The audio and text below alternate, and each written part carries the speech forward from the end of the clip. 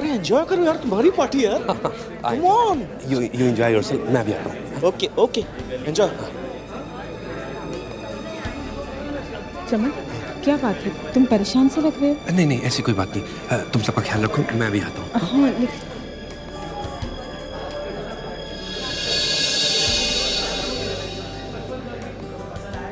हाँ हाँ मैं आ रहा हूँ। हाँ क्रिश, ग्रेट पार्टी यार। थैंक्स। तेरे डैड का जवाब नहीं। हाँ मैं जल्दी आ रहा हूँ। मैं तेरे से मिलता हूँ अभी। क्रिश, क्रिश कहाँ? आता हूँ मॉम। मॉम, भाभी, भाभी क्या हुआ? क्रिश, जल्दी से डॉक्टर को फोन करो, हॉस्पिटल लेके चलो। एक्सक्यूज मी, हम लोग सीआईडी से हैं। सीआईडी? अच्छा हुआ आप लोग आ गए, मैंने ही फोन किया था आपको। मेरा नाम क्रिश है और ये मेरी मॉम मिसेस मालविका कुमार। और जिस किसी ने भी मेरी मॉम पे अटैक किया ना, वो बचना नहीं चाहिए। इतने जोर से आवाज करने की जरूरत नहीं है, सीआईडी को मालूम है कि क्या करना है। मॉम आप ठीक तो है ना? मेरी गर्दन में बहुत दर्द हो रहा है। वहीं पे तो लगा है मॉम। अच्छा हुआ भाभी जो आपको होश आ गया, वरना मैं तो सोच रही थी कि आपके जैसी दयालु औरत पे कौन हमला कर सकता है। मालविका जी, मैं सीनियर इंस्पेक्टर अभिजीत सीआईडी से। अब आप ठीक हैं? बस मेरी गर्दन में थोड़ा दर्द है। आपको कुछ याद है ये अटैक आप पे कैसे हुआ? ये सब इतनी जल्दी हुआ कि मैं फिर भी कुछ तो याद होगा आपको। पार्टी में थी सबके साथ।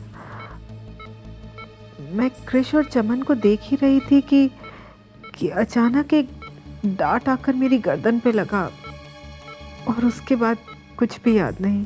ये डांट आया कहाँ से? किसने मारा? ये देखा आपने कुछ? मैंने आपसे कहा ना, ये सब इतनी अचानक हुआ कि मैं कुछ समझ ही नहीं पाई। एक्चुअली भैया पार्टी में नजर नहीं आ रहे थे, तो मैं और क्रिश मिलके भाभी को हॉस्पिटल ले आए। इस वक्त तो उनको यहाँ होना चाहिए था। वाइफ हॉस्पिटल में है। ढूंढना ही पड़ेगा। वाइफ को किसी ने मारने की कोशिश की है और हस्बैंड गायब है।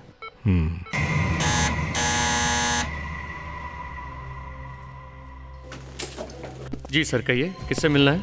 हम लोग सीआईडी से हैं। सीआईडी? जी। लेकिन सब लोग तो हॉस्पिटल में हैं। मालविका मैडम पर किसी ने अटैक कर दिया था। ये हम लोगों को मालूम है, इसीलिए हम लोग यहाँ आए। मिस्टर चमन कुमार को बुलाइए। चमन साहब? हाँ चमन कुमार जी, कहाँ है वो? हॉस्पिटल नहीं गए वो? कहाँ है? सर ये तो मुझे नहीं पता, मैंने यहाँ नहीं देखा, इसलिए सोचा कि वो हॉस्पिटल गए होंगे। तुम्हें ये भी नहीं पता कि चमन जी घर में है या नहीं? हाँ, इस घर को अच्छी तरह से चेक करो, वो चमन कुमार यहीं कहीं छुपा होगा। सर, मालविका को डांट पार्टी के दौरान ही लगा था। मतलब मारने वाले ने घर के अंदर से ही मारा है। हाँ दया, मुझे भी यही शक है। डांट यहीं कहीं से मारा होगा और मुझे शक तो इस चमन कुमार जी पर है।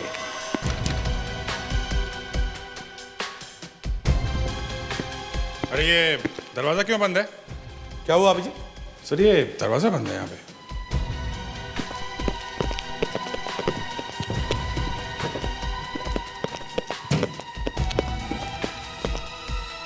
किसका कमरा है? सर ये तो चमन साहब का स्टडी रूम है। चमन साहब का स्टडी रूम? इस कमरे की चाबी तो होगी? नहीं सर। तोड़ना पड़ेगा सर।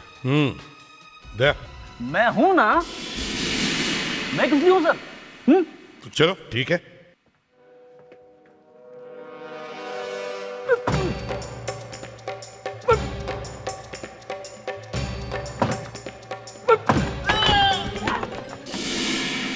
चमन साहब, चमन साहब, चमन साहब को क्या हुआ? चमन साहब, लगता है यहाँ कोई तूफान आके गया है। बंद कमरे में ये सब हुआ कैसे? इसीलिए हॉस्पिटल नहीं पहुंचे। चमन साहब तो मर चुके हैं। सर, ये इनहेलर मिला है सर। शायद चमन जी की मौत अस्थमा अटैक से हुई है सर। हाँ सर, चमन साहब को अस्थमा की बहुत बड़ी बीमारी थी। और ये इनहेलर के अंदर जो बॉटल है वो भी पूरी खाली है। अच्छा, अस्थमा के पंप के अंदर की बोतल खाली है? दरवाजा अंदर से बंद है और बाहर किसी ने सुना नहीं। फेडेक्स, संभाल के।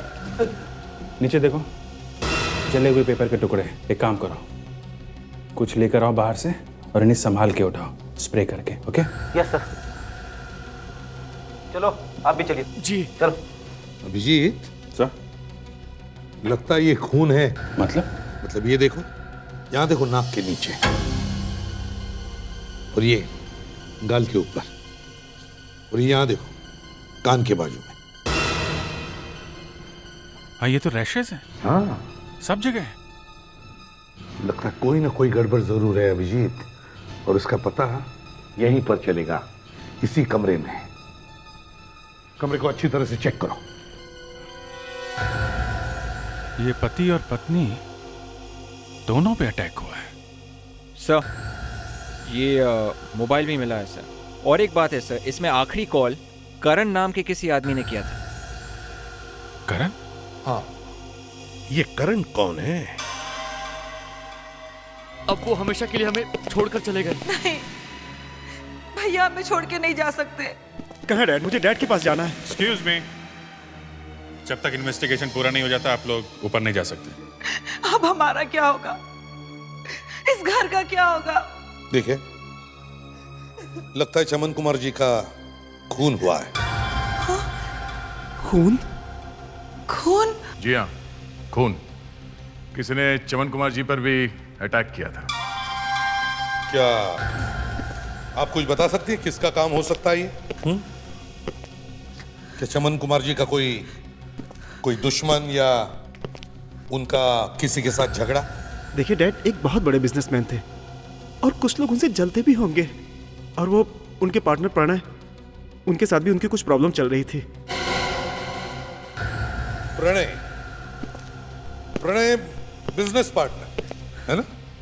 और ये करण कौन है? करण? हाँ, करण कौन है? करण ने क्या किया है? उसका इस केस से क्या ताल्लुक?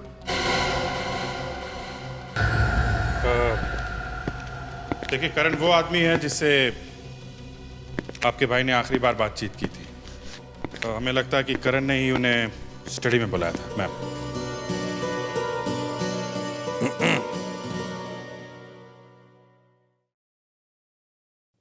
ये करण का नाम सुनकर तुम दोनों की हालत खराब क्यों हो गई? क्यों? देखो, अगर हमसे कुछ छुपाओगे तो नुकसान तुम्हारा ही होगा। तब सच सच बताओ, क्या हुआ था? वो एक्चुअली करण चमन भैया का लॉयर है। चमन भैया अपनी वसीयत चेंज कराना चाहते थे। इसका मतलब है करण ने मिस्टर चमन को वसीयत के बारे में फोन किया था। हा? पता नहीं नई विल बनी भी या नहीं। डैड का क्या भरोसा? कहीं ये खून इस वसीयत की वजह से तो नहीं हुआ? क्यों? हाँ? देखो, अगर तुम दोनों कुछ बताना नहीं चाहते तो ठीक है, हम करण से पता कर लेंगे।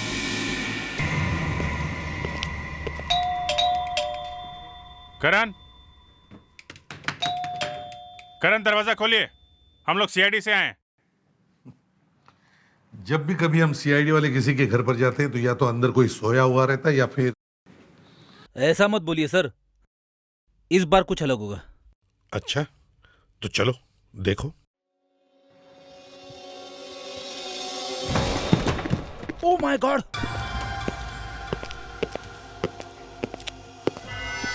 मैंने कहा था ना फेडेक्स, गोली लगी है।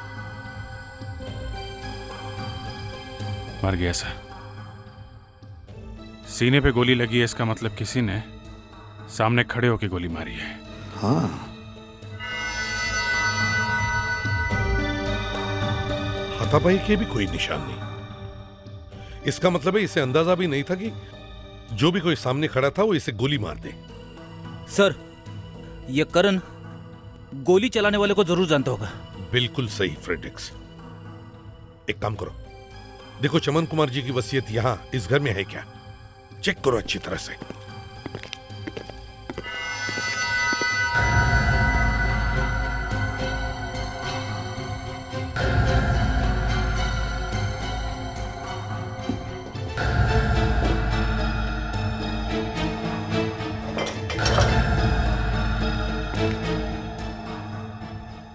सर ये वहाँ किचन के पास मिला है। टूटा हुआ सेल फोन?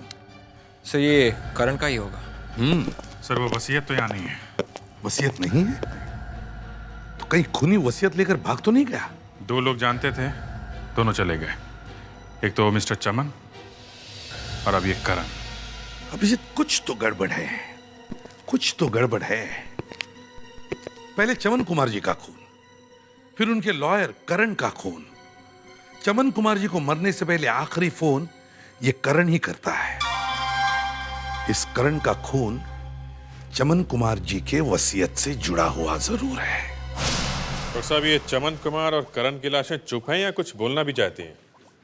लाशें बोलना तो चाहती हैं अभिजीत, लेकिन बोल रही हैं कि सुनने वाला कोई शरीफ आदमी होगा तभी बात करेंगी। शरीफ? डॉक्टर साहब हमारी शराफत तो दुनिया को मालूम है, आप जल्दी से ही नहीं बता दीजिए। बात तुम्हारी नहीं है, तुम्हारे साथ वो एसीपी भी आने वाला है ना। अगर एसीपी आ रहा है तो फिर नहीं, एसीपी साहब तो कहीं चले गए हैं, वो तो लैब के आसपास भी नहीं भटकने वाले। फिर हम लाशों से बात कर सकते हैं। ये देखो, जैसा तुम दोनों देख रहे हो, लाल रंग के निशान देखो, ये चेहरे पर हैं, ये पूरी बॉडी पर ये पैचेज हैं, और ऐसे ही लाल निशान ये पैरों पर भी हैं। ये देखो, तलवों पर भी, दोनों तलवों पर देखो। कोई जबरदस्त एलर्जी हुई है?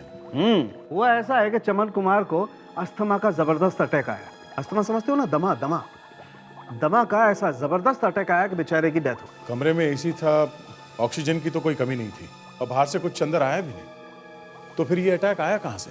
अंदर से। अंदर ही कोई ऐसी चीज होगी, कोई ऐसी जबरदस्त चीज जिसे खाने या छूने से ही बेचारे की तुरंत मौत हो गई। डॉक्टर साहब, एक बात समझ में नहीं आ रही है, किसी चीज को छूने से आदमी मर कैसे सकता है? फ्रेडरिक्स, अगर मुझे पता होता तो मैं तुम्हें बता नहीं देता। डॉक्टर तारिका।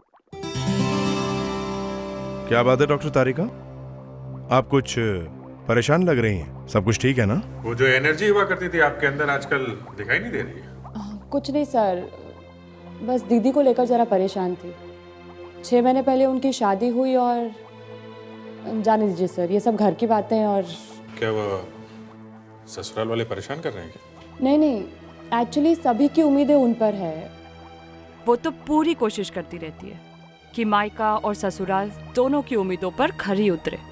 इनफैक्ट लड़कियों के लिए बहुत मुश्किल हो जाता है बेटी और बहू दोनों की जिम्मेदारी एक साथ निभाना। मेरी वाइफ के साथ भी ऐसा ही हुआ था शादी के बाद। सच्ची सर, उसे देखती हूँ तो मुझे भी रोना आता है। समझ में नहीं आता कि उसकी हेल्प कैसे करूँ। एक आइडिया है, आप अपनी सिस्टर को वो सीरियल दिखाना, अब बाबुल का आंगन छूटे ना। 21 जनवरी से सूरी टीवी पे आने वाली है, सोमवार से गुरुवार रात को 10 बजे। Anyway, let's come to the business. अभी हम चमन कुमार की मौत की बात कर रहे हैं। एक काम करता हूं, मैं इन्फेक्टेड स्किन का टुकड़ा लेकर रेडिएशन करने जाता हूं।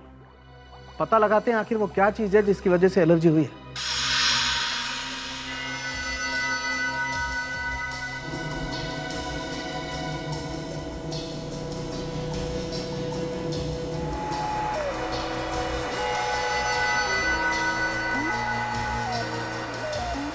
तो देखो, ये स्किन सेल्स पर कितना असर हुआ है। ये जो ग्रीन पैचेस देख रहे हो ना तुम, ये एलर्जी के निशान हैं। किस चीज के? ये पीनट फैट। मूंगफली खाने से जान चली गई। मैं तो आज से ही मूंगफली खाना बंद कर दूंगा। वैसे भी मेरी वाइफ कह रही थी। एक मिनट फ्रेडरिक, अपनी वाइफ को घर छोड़ो, हम यहाँ काम की बात कर रहे हैं। और ये एलर्जी का अटैक बहुत खतरनाक था, एनाफिलैक्सिस। इससे जान भी जा सकती है। जान जा सकती है क्या मतलब डॉक्टर तारिका? जान चली गई है। मतलब किसी को पहले से मालूम था कि चमन कुमार को पीनट से एलर्जी है और पीनट से मारा उसे। सवाल ये उठता है कि चमन के कमरे में पीनट आया कहाँ से? हम लोगों ने जब कमरा चेक किया था तो मूंगफली का एक दाना भी नहीं मिला। मैं खुद चल के चेक करता हूँ। डॉक्टर तारिका, तब तक आप वो जले हुए पेपर्स में से कुछ निकाल लीजिए। वो पीनट यहीं कहीं होगा जरूर। कोई ना कोई ऐसी चीज जरूर होगी जिसकी वजह से मिस्टर चमन को इतना जबरदस्त अटैक आया है।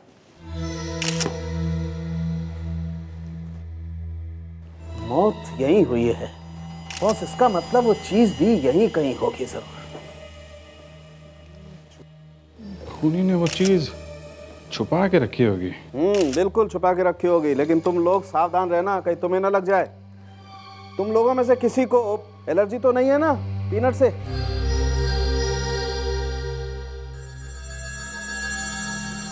खूनी ने तरीका तो बहुत अच्छा निकाला था, लेकिन उसे पता नहीं है फॉरेंसिक डॉक्टर की नजर से कोई चीज बच नहीं सकती है। चलो जल्दी करो यार। बस हो गया, 2 मिनट लगेंगे।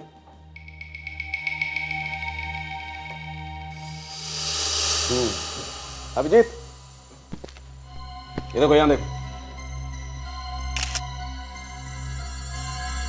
कुछ सॉल्यूशन जैसा लग रहा है। सॉल्यूशन जैसा? कोई खाने की चीज? कर दिया ना कबाड़ा यार। डॉक्टर तुम हो कि मैं हूं? वैसे है सॉल्यूशन जैसी चीज। मतलब पीनट ऑयल? हाँ, पीनट ऑयल। ऐसा करो, तुम ही कर लो ये सब कुछ। तुम्हें सब कुछ पता तो है ही। मैं चलता हूँ। सर के प्लीज, अभी भी बहुत काम बाकी है। करो यार, देखो जरा। ये फाइल के ऊपर पीनट ऑयल लगा है, कहीं ये फाइल करण तो लेके नहीं आया? मुझे भी यही लगता है अभिजीत, ये फाइल करण ही लेकर आया होगा। करण ने ही चमन कुमार को पार्टी में फोन किया। मुझे तो लगता है किसी ने करण को पैसे दिए होंगे चमन कुमार जी को मारने के लिए। सर, शायद ये काम चमन की किसी फैमिली वाले ने किया होगा सर।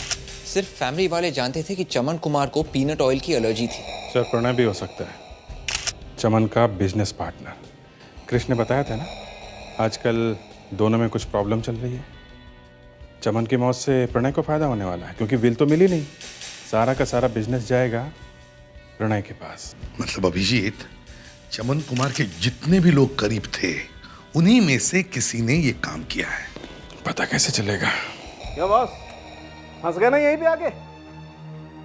हाँ, फंस गए। है तुम्हारे पास कोई रास्ता? फॉरेंसिक लैब का रास्ता। यस डॉक्टर तारिका, कुछ अच्छी खबर? लगता है इस पेपर पे क्या लिखा था उसे हम पढ़ सकते हैं। ऐसा हुआ तो ये केस एकदम साफ हो जाएगा। हाँ, पेपर लाश के पास मिले और जले हुए हैं, कुछ तो बात होगी। चलिए देखते हैं क्या मिलता है।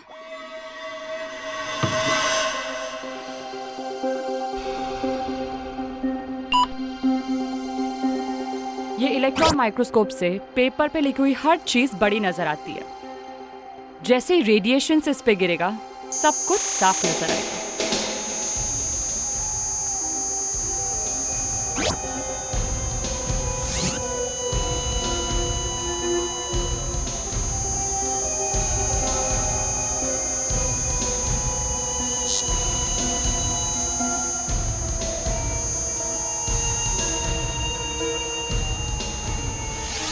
तो कुछ तो दिख रहा है सर। थोड़ा और बड़ा हो जाएगा तो सब समझ में आ जाएगा। जनवरी 2008? सर, ये तो जनवरी का है सर। मिल गई सर। यही वो नई विल है जो चमन कुमार ने मरने से पहले बनाई थी सर। रिलैक्स रिलैक्स रिलैक्स, हम लोग को भी दिख रहा है। Sorry sir. सर, इसका मतलब चमन जी नई विल बना रहे थे जब उनकी मौत हुई थी सर। और ये जो नई वसीयत है, खूनी ने ही जलाई होगी सर। खूनी ने चमन कुमार का खून करने के बाद वो नई वसीयत जलाई थी। इसका मतलब है पुरानी वसीयत से खूनी को कोई फायदा होगा। नई वसीयत, पुरानी वसीयत, विल विल विल। यहाँ मेरे भैया की जान चली गई है और आप लोग हैं, क्या आपको विल की पड़ी है? प्राची जी, चमन कुमार जी का खून भी इसी वसीयत की वजह से हुआ है, समझी? और इस वसीयत में गड़बड़ भी इसी परिवार में से किसी ने की है। आप कहना क्या चाहते हैं? अपने भैया का खून हमने किया है? वो जो कोई भी है ज्यादा दिन तक छुप नहीं सकता। हमें छुपाने की क्या जरूरत है? अभी नाटक बंद करो और सच सच बताओ, कृष कहाँ है? कहाँ है कृष? मुझे क्या पता, गया होगा अपनी माँ के पास हॉस्पिटल में। प्राची बुआ। अरे भाभी, आप? शर्म आनी चाहिए प्राची। अभी अभी इनकी मौत हुई है और तुम हो कि सबके सामने ये। संभालिए अपने आप को मॉम, आपकी तबीयत पहले से ही बहुत खराब है। सॉरी मालविका जी, लेकिन क्या करें, हमें तो अपनी ड्यूटी करनी ही पड़ती है। जी। देखिए, हमें एक वसीयत के कुछ टुकड़े मिले, जले हुए टुकड़े। पुरानी वाली के या नई वाली के? मिस्टर चमन के डेड बॉडी के पास मिले हैं वो टुकड़े।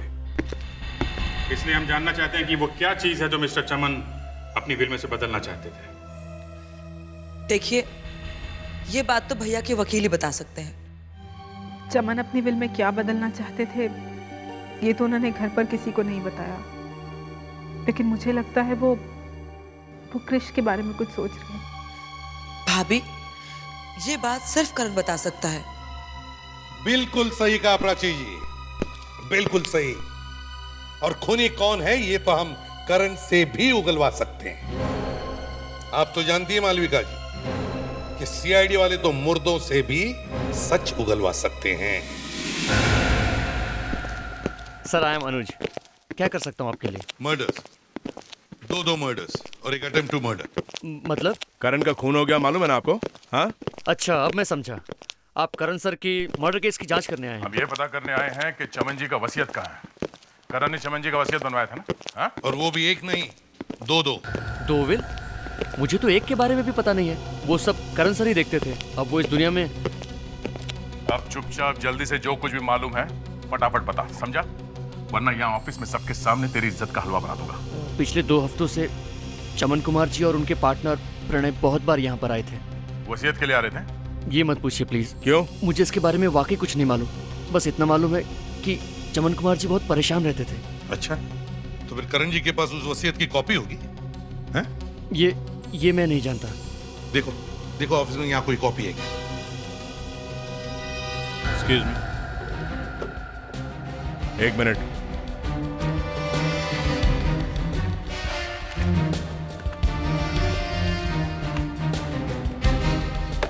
किसके पास हो सकती है ये वसीयत की कॉपी? शायद डायना मैडम को पता होगा। नहीं सर, वसीयत के कोई पेपर्स नहीं है। अच्छा, ये डायना मैडम को कैसे पता होगा? है? ये डायना मैडम है कौन? डायना मैम करण सर की जूनियर हैं और जितने भी सीक्रेट पेपर्स होते हैं वो सब डायना मैम ही रखती हैं। कहाँ है ये डायना मैडम?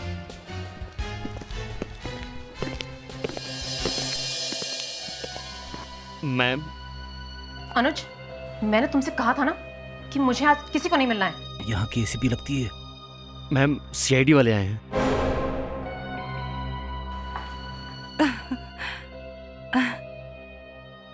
करण सर की मौत से हम सब अभी भी बहुत शोक में हैं। देखिए डायना जी, चमन कुमार और करण जी के खून में एक बात कॉमन है, वो है चमन कुमार जी का विल, वसीयत। क्या आपको मालूम है ये विल कहाँ है? मुझे? जी हाँ, आपको। इस ऑफिस का सारा कॉन्फिडेंशियल काम तो आप ही देखती है ना। हमें पता चला है कि आपको सब मालूम है। जो करण को मालूम था वो आपको भी मालूम है। देखिए, मैं आपकी कोई मदद नहीं कर सकती हूँ। पिछले 10 दिन से तो मैं मनाली में थी, अपनी आंटी के पास। तो आप 10 दिन की छुट्टियों पर गई थी, मनाली गई थी। फिर ऑफिस लौटने के बाद क्या आपको कुछ पता चला, ऐसे कुछ गड़बड़ वगैरह हुई है? जब मैं वापस आई थी मुझे ये जरूर मालूम हुआ था कि चमन कुमार का बेटा ऑफिस में आया था और उसमें और करण सर में किसी बात को लेकर झगड़ा हुआ था। Thank you.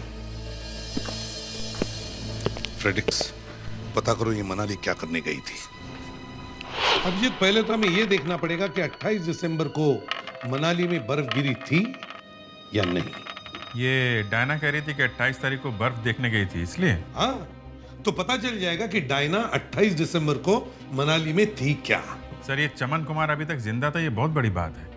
दोस्तों से लेकर परिवार वाले सब उसकी जान के दुश्मन थे। सर, एक आदमी की मौत से इतने सारे लोगों का फायदा होने वाला था। एक तो चमन की बहन प्राची, दूसरा उसका बेटा कृष, और ये प्रणय भी तो है उसका बिजनेस पार्टनर। इन तीनों में से ही कोई एक है वो खूनी। सर, इन तीनों को बुला के अलग अलग पूछताछ करते हैं। थोड़ी देर में सब निकल के आ जाएगा सामने। आइए।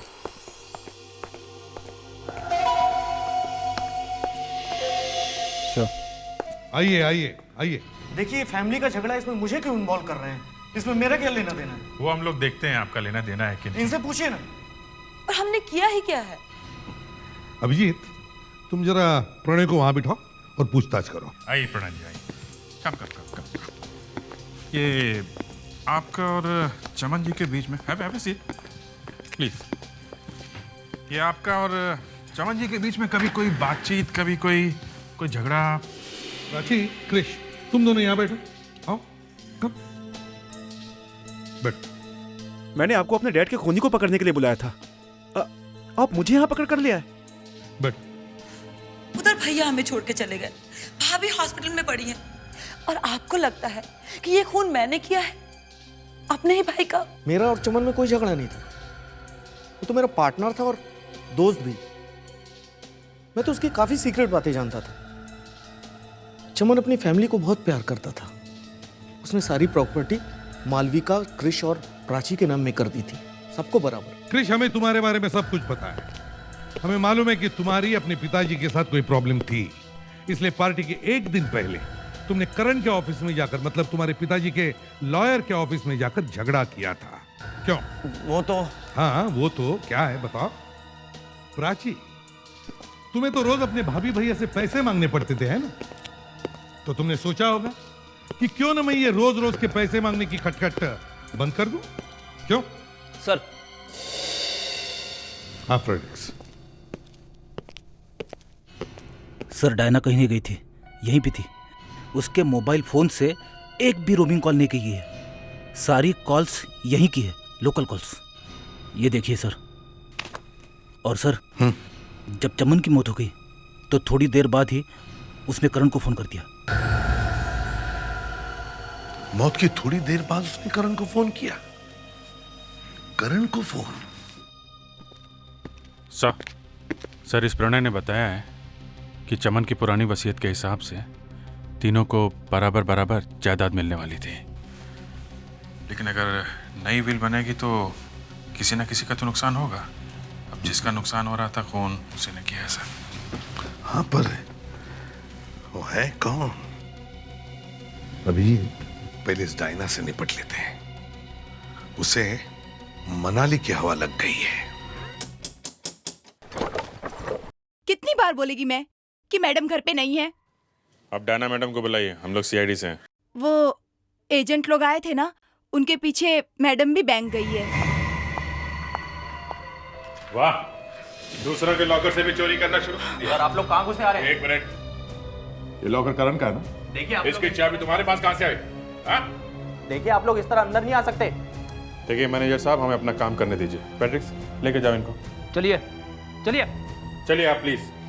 मेरा भी नाम लिखवाया था करण ने। अब ज्यादा कुछ बोलने की जरूरत नहीं है, सब कुछ सामने आ गया। हाँ जी, देखें तो सही क्या है इसमें। ओहो, इतने पैसे, सीडी, करीब 25 लाख रुपए। ये करण लॉयर था या बिजनेसमैन? मैं अपने आप को रोक नहीं पाई। इतना बड़ा चांस था मेरे सामने, मुझे लालच आ गया था। एक दिन मैंने करण सर को फोन पे किसी से नई वसीयत के बारे में बात करते सुना। वो कह रहे थे कि वो नई वसीयत को जला देंगे और चमन कुमार को भी साफ कर देंगे। तो करण किसी के साथ वसीयत के बारे में डील करने वाला था। कौन था वो? पता नहीं किसका कॉल था, मैंने तो सिर्फ करण सर की आवाज सुनी थी। तुमने कहा कि तुमने करण को फोन पे बात करते हुए सुना कि नई वसीयत को वो जलाने वाला है, लेकिन वसीयत के जले हुए टुकड़े तो हमें चमन कुमार के स्टडी रूम से मिले। तो फिर ये कौन सी वसीयत है? करण सर एक बहुत स्मार्ट लॉयर थे। उन्होंने चमन कुमार के यहाँ विल की कॉपी जलाई थी, सिर्फ अपनी डील पूरी करने के लिए। और बाद में असली कॉपी दिखाकर वो उस आदमी को ब्लैकमेल करने वाला था। मुझे लगा कि मैं भी थोड़े पैसे कमा सकती हूँ। मैं करण सर के पास गई, उनको ये बताने के लिए कि मुझे सब कुछ मालूम है। मगर करण सर तो उल्टा मुझे ही धमकाने लगे। मुझे गुस्सा आ गया और मैंने उन्हें शूट कर दिया। करण ने चमन को मारा और तुमने करण का खून कर दिया। लेकिन अभी तक उसका पता नहीं चला जिसने ये सब प्लानिंग बनाई और 25 लाख रुपए दिए। ओह, तो ये है वो वसीयत, मिस्टर चमन कुमार की विल, जिसकी वजह से ये आग लगी है। आग लगी? सर, आग तो कहीं नहीं लगी थी। अरे फ्रेडरिक्स सर का कहने का मतलब है जो 2-2 खून हुए हैं। हाँ फ्रेडरिक्स, 2-2 खून जो हुए हैं उसके बारे में बात कर रहा हूं मैं। मैं तो कंफ्यूज हो गया था सर। वही मैं सोचूं कि आग लगी और मुझे कैसे नहीं दिखी। चलो कोई बात नहीं, पढ़ो इस विल को।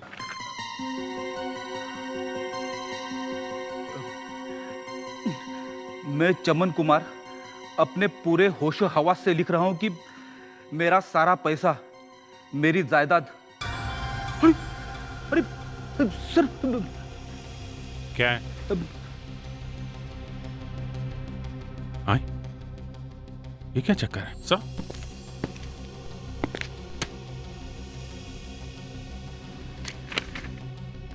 माय गॉड, तो ये बात है, इसकी वजह से ये खून हुआ है। अभिजीत, इस सीडी को चला के देखो।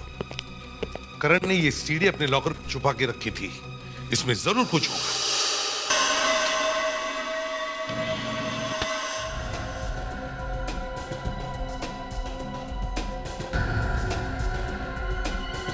माय गॉड, किसी ने सोचा भी नहीं होगा कि ऐसा हो सकता है। अभिजीत, इस चमन कुमार के पूरे परिवार को बुलाओ। हाँ सर, अब तो सबको बुलाना ही पड़ेगा।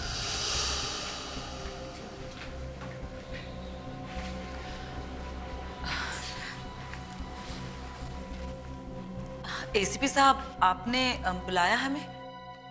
जी हाँ। अब मैं आपको कैसे बताऊं खूनी ने क्या क्या नहीं किया ये चमन कुमार जी का विल पाने के लिए। और जब उसे वो विल मिला, वसीयत मिल गई? क्या लिखा है वसीयत में? प्लीज जरा जल्दी पढ़ के सुनाइए ना। शट अप बुआ, बाहर में गई वो विल। खूनी का कुछ पता चला क्या? सर, जवाब नहीं इस फैमिली का। वाह वाह वाह वाह, कितने सुधर गए हो ना तुम तो। आज भैया जिंदा होते तो कितने खुश होते तुम्हें देख के, है ना भाभी? प्लीज प्राची, ठीक ही तो कह रहा है वो। वैसे भी पहले से ही हमारे खानदान पर बहुत बुरा वक्त चल रहा है। मैं अब इस सब को खत्म करना चाहती हूँ। एसीपी साहब, वसीयत में जो भी लिखा है, अच्छा बुरा, आप पढ़ दीजिए। ठीक है।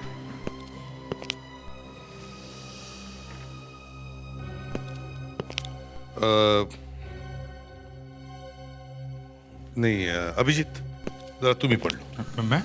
हाँ पढ़ लो, ये इतनी बुरी खबर है, मैं नहीं पढ़ सकता।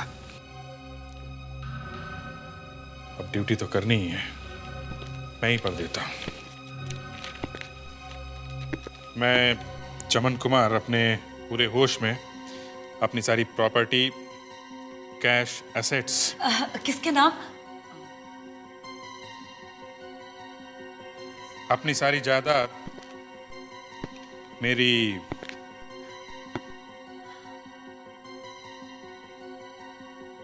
बेटी डायना के नाम कर रहा हूं।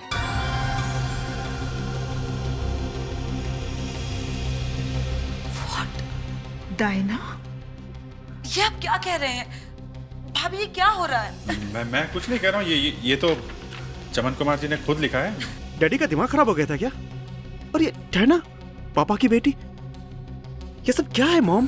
क्रिश प्लीज, अपने पापा के बारे में ऐसे नहीं बोलते। और वैसे भी वो अब इस दुनिया में नहीं रहे। लेकिन अगर उन्होंने खुद डायना को अपनी बेटी मानकर उसे अपनी सारी प्रॉपर्टी दी है, तो एसीपी साहब मुझे ये विल मंजूर है। ये क्या कह रही हैं आप मॉम? अब हमारा क्या होगा? बस क्रिश, अब इस बारे में और बात नहीं होगी। एसीपी साहब, विल में जो लिखा है सो लिखा है। आप बस इतनी मेहरबानी करिए कि मेरे पति के कातिल को ढूंढ दीजिए। मालविका जी, ये हमारा प्रॉमिस है कि खूनी बहुत जल्दी पकड़ा जाएगा। चलो अब यहाँ से। अब तक तो सिर्फ भाई भाभी के सामने हाथ फैलाती थी, अब न जाने किस किस के सामने हाथ फैलाना पड़ेगा। उफ। अब क्या होगा सर? वही होगा जो मंजूरे खुदा होगा। इतनी रात को कौन आया है?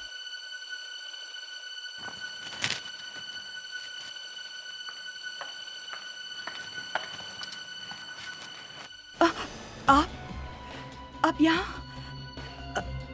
इस वक्त? आप मुझे ऐसे क्यों देख रही हैं?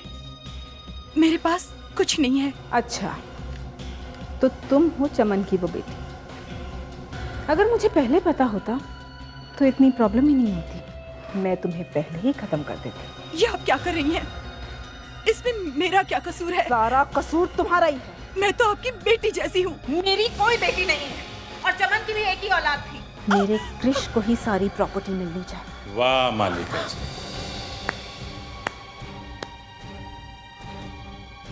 सीआईडी? सीआईडी यहाँ? इसका मतलब ये आप लोगों की चाल थी मुझे पकड़ने के लिए। क्यों, प्लानिंग सिर्फ आप ही कर सकती हैं? हैं? वैसे मान गए आपके दिमाग को। बहुत टैलेंटेड है आप, काफी अच्छी एक्टिंग कर लेती है। ये सब इसी की वजह से हुआ है। इसी ने हमारे खानदान को बर्बाद किया है। पार्टी की रात तो चमन जी की सिर्फ बॉडी का खून हुआ था, अंदर से तो वो बहुत पहले मर चुके थे। उन्हें आपकी प्लानिंग ने नहीं, आपके धोखे ने मारा था। मैं चमन कुमार अपने पूरे होश हवास में स्टेटमेंट दे रहा हूं। मुझे लगता है कि कोई मेरी जान लेना चाहता है, इसीलिए मैं ये स्टेटमेंट रिकॉर्ड कर रहा हूं। मेरी वाइफ मालिका ने मुझे धोखा दिया है। इतना बड़ा झूठ, जिस बेटे को मैंने 24 साल इतने प्यार से बड़ा किया, आज पता चला वो मेरा खून ही नहीं। लेकिन मैं अपनी मेहनत की कमाई को किसी बेईमान के हाथ में नहीं जाने दूंगा। मेरी सारी प्रॉपर्टी, कैश, इन्वेस्टमेंट्स मेरी छोटी बहन प्राची को मिलेगा। तो आप लोगों ने विल के बारे में मुझसे झूठ कहा? आपका असली चेहरा सामने लाने के लिए। आपके नए विल में सब कुछ प्राची को मिलता है। अब आप तो जाएंगी जेल और आपका बेटा कृष आएगा सड़क पे। ऐसा कभी नहीं होगा। अगर किसी ने हिलने की भी कोशिश की या मुझे रोकने की कोशिश की तो मैं इसे मार दूंगी। छोड़ो से। मैं कुछ भी कर सकती हूँ। देखिए, आप हट जाइए। ऑफिसर हट जाइए। छोड़िए आप प्लीज। मैं मार सकती हूँ, मैं कह रही हूँ मैं मार सकती हूँ। माय गॉड, ये धुन कहाँ से आ गई? मालविका जी, मालविका जी सामने आ जाइए। मालविका जी कहीं कहीं आसपास होगी, ढूंढो ध्यान से।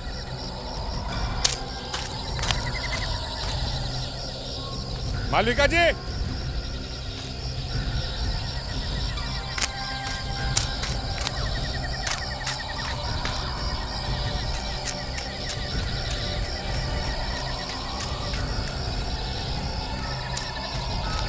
वो